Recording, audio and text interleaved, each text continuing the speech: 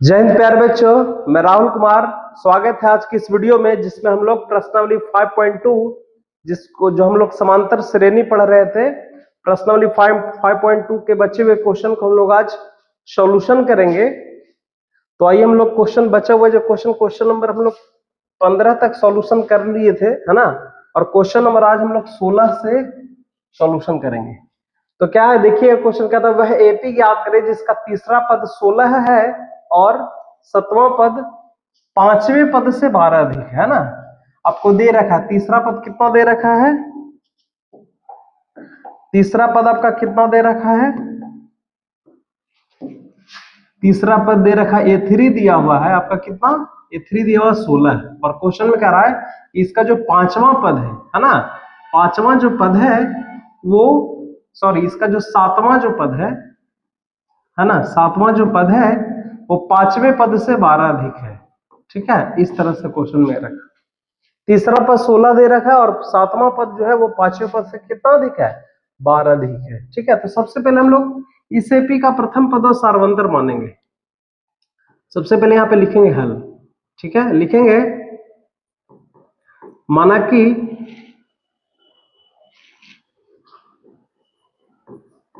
माना कि एपी का प्रथम पद ए तथा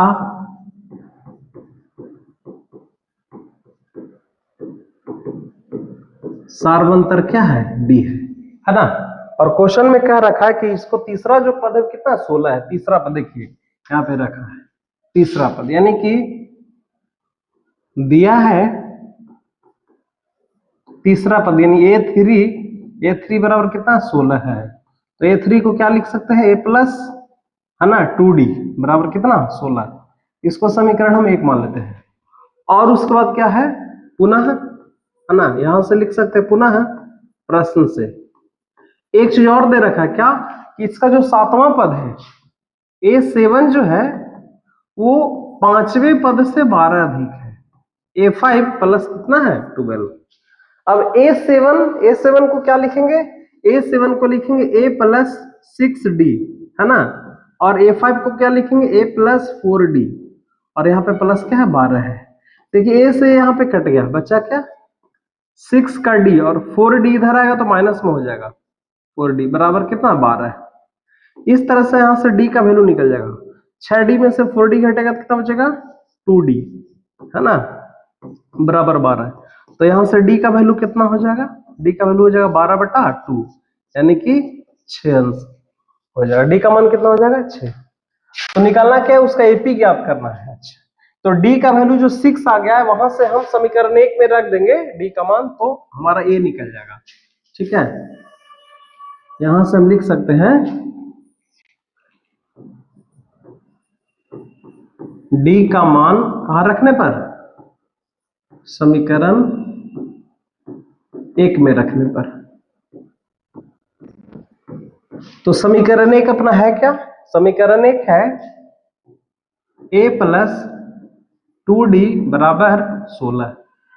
देख रहे हैं, यहां से D का वैल्यू कितना आ गया है 6 आ गया है। तो A plus 2 into 6 is equal to 16 है ना। 6 दूना 12, A plus 12 is equal to 16। 12 को उस तरफ करिए तो A का मान क्या आ जाएगा, A का मान आ जाएगा 16 माइनस 12 बराबर क्या हो जाएगा 4। इस तरह से इसीलिए हम लिख सकते हैं कि A का मान कितना आ गया 4 है ना। A का जो वैल्यू 4 आया। अब यहां से हमको क्या निकालना, AP निकालना। तो AP क्या हो जाएगा, लिख सकते हैं आता है AP क्या हो जाएगा है ना। प्रथम पद 4 आ गया, अब प्रथम पद में D जोड़ देंगे तो दूसरा पद आ जाएगा है ना। तो D कितना है 6, 4 और 6 कितना हो जाएगा 10। पुनः दूसरा पद में फिर से 6 जोड़ देंगे, यहाँ पे 16 हो जाएगा, फिर से जोड़ देंगे 22 हो जाएगा। इसी तरह से ये आपका क्या हो जाएगा, एपी आपका यहाँ से फाइंड आउट हो गया है ना। तो प्यारे बच्चों यही करना था। आई होप कि क्वेश्चन समझ में आ गया होगा। आइए हम लोग अगले क्वेश्चन को बनाते हैं। नेक्स्ट क्वेश्चन में कुछ इसी तरह से है ना, कहता है एपी 3, 8, 13, 253 में अंतिम से 20वां पद निकालना है। ठीक है, क्वेश्चन में कह रहा है अंतिम से 20वां पद। जैसे आपको एपी दे रखा है तो जब अंतिम से 20वां पद, अंतिम से कोई भी पद निकालने के लिए कहेगा तो कुछ नहीं करना आपको, एपी को ही पूरा का पूरा पलट दीजिए। जैसे मान लीजिए एपी को पलटते हैं तो क्या लिखेंगे, सबसे पहले 253 है ना, उसके बाद क्या है, डॉट डॉट है, फिर क्या है 13 है, ठीक है 8 है, फिर 3 है। एपी को जब हम पलट देंगे तो वो भी एपी में ही रहेगा, ठीक है। तो यहां से देख सकते हैं कि प्रथम पद यानी कि ए का वैल्यू क्या हो जाएगा, ए का वैल्यू यहाँ 253 हो जाएगा, है ना। और सारवंतर कैसे आ जाएगा, सारवंतर डी का वैल्यू, तो जैसे निकालते थे सारवंतर तो यहाँ पे तो नहीं निकले, लेकिन यहाँ पे सारवंतर निकल जाएगा, है ना। तो सारवंतर क्या निकालते थे कि कोई भी पद और पहले वाले पद का अंतर, यानी कि 8 माइनस 13 इज इक्वल टू -5 आपका क्या हो जाएगा, डी का मान हो जाएगा। अब यहां से 20वां पद निकालना है, यानी A20 निकाल देंगे। तो 20वां पद का क्या फॉर्मूला होता है, ए प्लस 19D हो जाएगा, ठीक है। ए का मान कितना देख लीजिए 253 है, और प्लस 19 और गुना डी का वैल्यू कितना आया है, -5 आया है। तो देख लीजिए कितना आता है 253 और -19 × 5 = 95, ठीक है। इसको यदि माइनस कर देंगे जो आंसर आएगा वो आपका आंसर हो जाएगा। 13 में से 5 जाएगा तो 8 बचा, ठीक है। और यहां से बचा 14, 14 में से 9 जाएगा तो 5, और यहाँ पे 158 आ गया अंत से 20वां पद आता है, लिखेंगे आता है अंत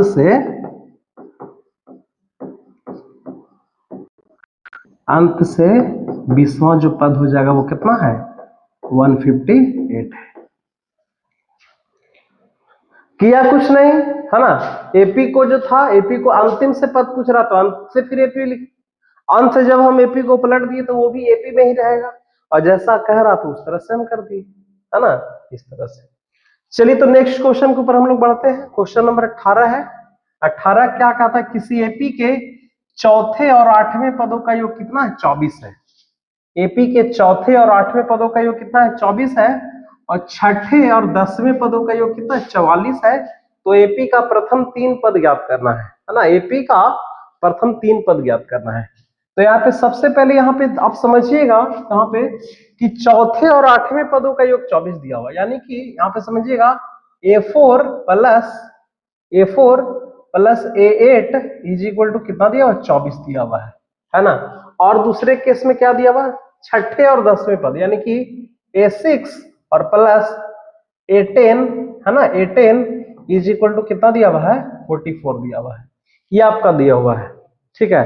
तो यहां से आपको क्या करना है, यहां से आपको निकाल लेना है कौन सा पद, आपका प्रथम पद निकाल लेना, सॉरी एपी निकालना है। तो सबसे पहले इसमें हम प्रथम पद और सारवंतर को क्या कर लेंगे, एज्यूम कर लेंगे, मान लेंगे, ठीक है। जो कि यहाँ पे लिखेंगे हल, लिखेंगे माना कि एपी का प्रथम पद ए तथा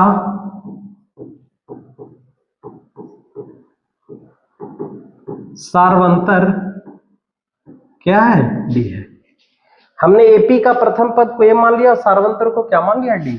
अब यहां से जो दिया वो उसको लेकर के चलते, चौथे और 8वें पदों का योग 24 है ना। यहां लिखेंगे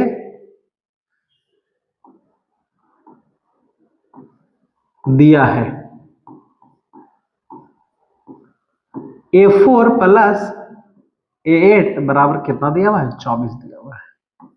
अब A4 को क्या लिख सकते हैं, A प्लस 3D लिख सकते हैं, है ना। और 8 को क्या लिख सकते हैं, A प्लस 7D लिख सकते हैं, और बराबर में क्या लिख सकते हैं, 24। अब A और 8 क्या हो जाएगा, 2A हो जाएगा, देखते जाइए। और 7D और 3D जोड़ेंगे तो कितना हो जाएगा, 7 और 3 10D हो जाएगा, कितना 10D, और बराबर में 24। 2 को कॉमन कर लीजिए, 2 यदि कॉमन कर लेंगे तो क्या हो जाएगा, A plus 5D is equal to 24। 2 से यहां कट गया, कितना बार में, 12 बार में। तो इस तरह से हमारा क्या आ गया, A plus 5D is equal to 12, और ये आपको समीकरण क्या आ गया, फर्स्ट आ गया, है ना। अब ये पहला समीकरण किससे आया, इससे आया। चौथे और 8वें पद का योग कितना दिया हुआ था, 24 दिया हुआ था। फिर क्वेश्चन में दिया हुआ है छठे और 10वें पद का योग कितना दिया हुआ है? 44 दिया हुआ है। देखिए लिखेंगे पुनः अकॉर्डिंग टू क्वेश्चन। यहां पे आप अकॉर्डिंग टू क्वेश्चन ऐसे लिख सकते हैं दिया है, या फिर अकॉर्डिंग टू क्वेश्चन करके भी चलेंगे, कोई दिक्कत नहीं। छठे और 10वें पद का योग यानी कि a6 plus a10 is equal to कितना है? 44 है। अब a6 को क्या लिखेंगे ap के पदों में? तो a प्लस 5d, और a10 को क्या लिखेंगे? a plus 9d is equal to 44। a और a को ऐड कर लेंगे तो a और a क्या हो जाएगा? 2a हो जाएगा, और 5d और 9d को ऐड करेंगे तो आ जाएगा आपका 14d हो जाएगा, बराबर में 44। 2 को कॉमन कर लिए, क्या हो जाएगा? a plus 7d is equal to 44। ये 2 से 44 कितना बार में कटेगा? 22 बार में।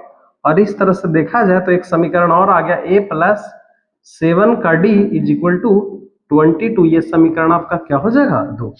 अब यहां से हम लोग के पास दो समीकरण आ गए, एक पहला समीकरण और ये दूसरा समीकरण। यहां से प्रतिस्थापन या विलोपन विधि से हल करके, है ना, हम यहां से a और d का मान को क्या करेंगे? निकाल लेंगे। तो आइए लिखते हैं। तो दोनों समीकरण को घटा देते हैं, घटाने से a मेरा इलिमिनेट हो जाएगा, कट जाएगा।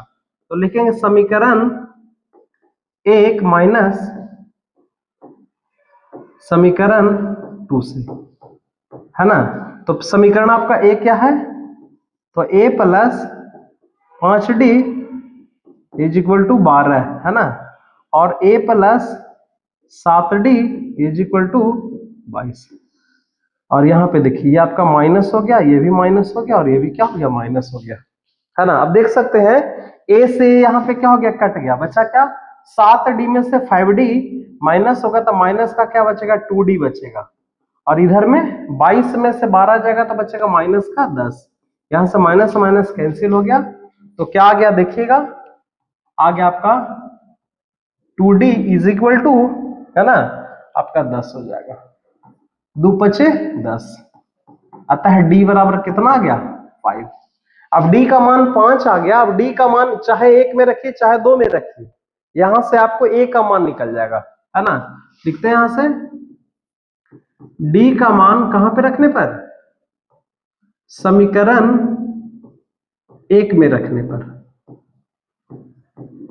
1 में रखने पर। तो समीकरण 1 अपना क्या है? a plus 5d is equal to 12, है ना। a plus 5d is equal to 12 है, देख रहे हैं। अब यहां से हमारा d का वैल्यू कितना आया? 5 आया है। तो a प्लस 5 और d का वैल्यू कितना आया है? 5 इंटू 5 बराबर 12। देखते जाइए, a प्लस ये 25 हो जाएगा और ये आपका 12 हो जाएगा। 25 उस तरफ चला जाएगा तो a बराबर हो जाएगा 12 माइनस 25, यानी कि a बराबर आपका क्या हो जाएगा? माइनस का 13 हो गया। a का वैल्यू कितना आ गया? माइनस का 13। अब यहां से हमारा क्या कह रहा था? एपी के प्रथम 3 पद को निकालना है ना। एपी के प्रथम 3 पद। तो एपी के प्रथम 3 पद को कैसे निकालेंगे? तो मेरा तो प्रथम पद तो आ गया, प्रथम पद मेरा क्या आ गया? जिसको ए कहते हैं, प्रथम पद आ गया आपका माइनस का 13, है ना। दूसरा पद क्या हो जाएगा? देखिएगा, तो दूसरा पद के लिए ए और ए में डी यदि जोड़ देंगे तो मेरा दूसरा पद निकल जाएगा। और ए अपना निकल चुका था, है ना। ए कितना था? ए आपका निकला है माइनस का 13 है, और डी कितना है? 5। यदि इसमें 5 जोड़ देंगे यानी कि माइनस का 8 आपका दूसरा पद हो गया। उसी तरह से यहां से तीसरा पद क्या हो जाएगा? देख लीजिए, तीसरा पद क्या हो जाएगा? तो पुनः, है ना, तीसरा पद के लिए फॉर्मूला होता है a प्लस 2d, है ना। तीसरा पद को a3 बोलते हैं और दूसरा पद को क्या बोलते हैं? a2। तो a प्लस 2d होता है। a का वैल्यू माइनस का 13 और प्लस 2 इंटू 5, यानी कि 13 में से 10 जाएगा तो माइनस का कितना बचेगा? 3 आपका आंसर आ जाएगा। तो इस तरह से हमारा जो क्वेश्चन था, क्वेश्चन को आपको समझना पड़ेगा। क्वेश्चन यहां से आपको समझना है कि इसके चौथे पद और 8वें पद का योग कितना दिया हुआ था? 24 दिया हुआ था। तो हमने चौथे और 8वें पद को 24 करके a4 को लिख दिया a प्लस 3d, और A8 को लिख दिया A+7D और उसके बाद हमने क्या किया, इसको हल कर दिया। उसी तरह से यहाँ पे छठे और 10वें पद को लेना था, तो छठे और 10वें पद को जब मैंने हल किया तो वहां से दो समीकरण, एक समीकरण तैयार हो गया और दोनों समीकरण को हल करके A और D का वैल्यू निकाला और A और जब D निकला तो बाकी AP निकल जाएगा। तीन पद मैंने जो भी कहेगा उसके बाद आपका सॉल्यूशन हो जाएगा। तो आई होप कि प्यारे बच्चों आपको ये क्वेश्चन भी अच्छे से समझ में आ गया होगा। आइए हम लोग अगले क्वेश्चन के ऊपर चलते हैं। नेक्स्ट क्वेश्चन है, एक मिनट, नेक्स्ट क्वेश्चन 15, हाँ 16, 17, 18, आपका 19 नंबर क्वेश्चन देखिए कहता है सुब्बा राव ने 1995 में 5,000 रुपए की मासिक वेतन पद कार्य आरंभ किया और प्रत्येक वर्ष 200 की वेतन की वृद्धि प्राप्त की।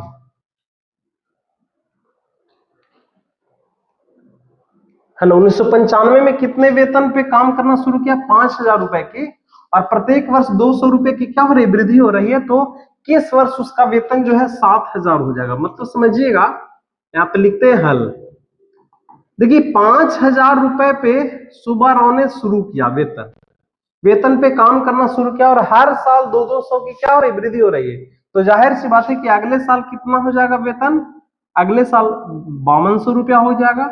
उसी तरह से फिर उसके बाद कितना हो जाएगा, उसके अगले साल कितना हो जाएगा, फिर से कितना हो जाएगा, 5400 हो जाएगा। मतलब इसी तरह से बढ़ते बढ़ते वेतन कितना पे चला गया, ये वेतन एक 7,000 रुपया हो गया। तो पूछ रहा है क्वेश्चन में कि किस वर्ष उसका वेतन क्या हो जाएगा, 7,000 रुपया हो जाएगा। तो बिल्कुल देखने से एपी लग रहा है, देखने से क्या एपी है ही, है ना। हर जगह पे अंतराल कितना है, 200।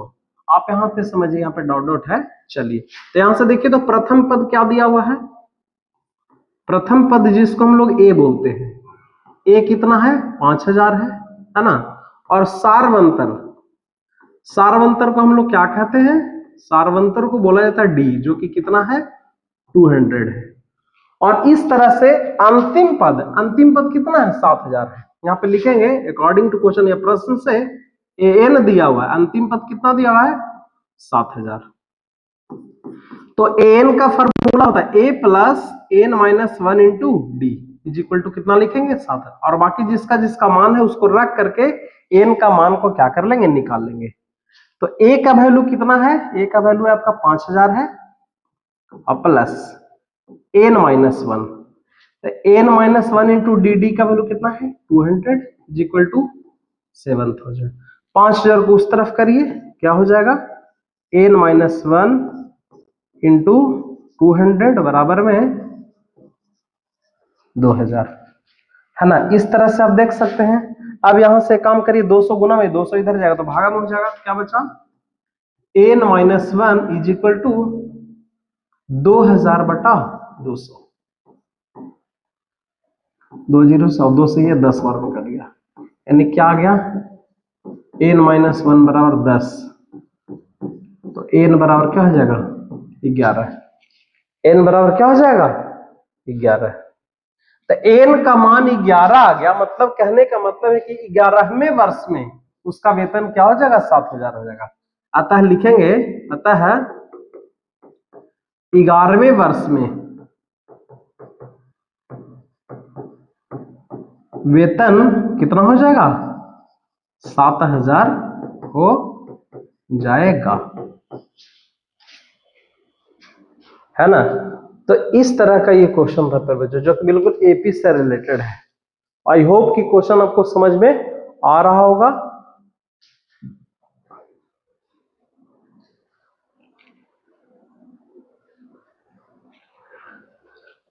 ध्यान से देखते चलिए, है ना, क्वेश्चन क्या रहा है। चलिए हम लोग नेक्स्ट क्वेश्चन के ऊपर आते हैं। नेक्स्ट क्वेश्चन क्या है, क्वेश्चन नंबर 20 है। कहता रामकली ने किसी वर्ष के प्रथम सप्ताह में 50 रुपए की बचत की। कितने रुपए की बचत की, 50 रुपए की बचत की, और फिर अपनी साप्ताहिक बचत है 17.5 रुपया बढ़ाती चली गई। समझिएगा इस चीज को, है ना। यहाँ पे देखिए हल लिखते हैं। प्रथम सप्ताह का बचत क्या है, प्रथम सप्ताह का बचत 50 रुपया शुरू का बचत है और हर सप्ताह है ना। फिर अपनी साप्ताहिक बचत इतना बढ़ाती चली गई, है ना। फिर हर सप्ताह, साप्ताहिक, प्रत्येक सप्ताह का बचत, है ना, यहां पे लिखेंगे प्रत्येक सप्ताह का बचत, जो कि आपका डी का काम करेगा, जो कितना है 17.5, है ना। प्रत्येक सप्ताह का बचत कितना है 17.5। और उसके बाद कहता है कि कितने सप्ताह के बाद, है ना, वे कितने सप्ताह में उसकी साप्ताहिक बचत इतना हो जाएगा, तो ज्ञात कर। मतलब कहने का मतलब है कि जैसे आप ऐसे समझिएगा, सबसे पहले 50 रुपया पहले सप्ताह का बचत है ना। फिर 17.5 रुपया हर महीने बचाती जा रही, सॉरी हर सप्ताह 17.5 रुपया ऐड होते जा रहा है, यानी कि अगला हो जाएगा कितना 67.5 हो जाएगा, है ना। फिर अगला बचत कितना हो जाएगा जुड़ करके, तो 67.5 में फिर से उसको कितना 17.5 फिर बचा ली, तो कितना 5 5 10 7 7 14 14 15, यानी कि 85 रुपया हो गया। नेक्स्ट बचत कितना हो गया, नेक्स्ट बचत आपका 85। और इसी तरह से ये बचत कहां तक पहुंच गया 207.50 रुपया तक हो गया। तो यही पूछ रहा है कि लास्ट जो 207.50 रुपया हो गया वो कितने सप्ताह में हो गया। यानी देखा जाए तो ये नवा पद है ना, यहां से लिखेंगे अकॉर्डिंग टू क्वेश्चन, ये आपका एनवा पद अंतिम पद है। अंतिम पद कितना है 207.50। अब एन का फॉर्मूला तो हम लोग को पता है, क्या होता है A plus N minus 1 into D is equal to 207.50, है ना। ए का मान क्या है, ए का मान आपका 50 है, 50 प्लस एन माइनस 1 और 17.5 है बराबर में 207.50। ठीक है, 50 को पहले उधर घटा दीजिए एक बार, क्या हो जाएगा N minus 1 into 17.5 is equal to 207.50 में से 50 रुपया क्या हो जाएगा घट जाएगा। तो क्या आएगा देखिए, एन माइनस 1 इंटू 17.5 और 207.50 में से 50 घटेगा तो कितना आ जाएगा आपका, हो जाएगा देख लीजिए 207.5 में से 50 घटेगा तो क्या आ जाएगा, है ना 7, है ना, 12 में से 5 क्या 7, ये आपका 177.5 आ जाएगा, 177.5। ठीक है, 177.50 में रखेंगे कोई दिक्कत नहीं। तो आपका एन माइनस 1 और ये आपका 17.5 इधर में गुना में इधर आएगा तो भागा में हो जाएगा, यानी कि 177.50 और बटा में क्या लिखेंगे 17.5।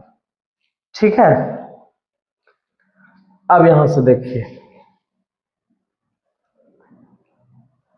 इस दशमलव, इसको पहले सबसे पहले हम लोग क्या करते हैं, ये सबसे पहले यहाँ पे ये दशमलव हटा तो यहाँ पे 2 जीरो बैठेगा और यहाँ से 1 जीरो यहाँ पे बैठा। ठीक है, तो इसको काट दीजिए, पहले 2 जीरो से तो ऐसे भी ये 2 जीरो कट ही गया लगभग, यानी कि 175, है ना, 175 को हम भाग दे देंगे कितना 177, 1775 में एक बार में आपका आएगा, है ना 5, 7 में से 5 गया 2। ठीक है, ये आपका पूरा का पूरा कट जाएगा। तो इस तरह से हम देख सकते हैं यहाँ पे, 1 मिनट इसको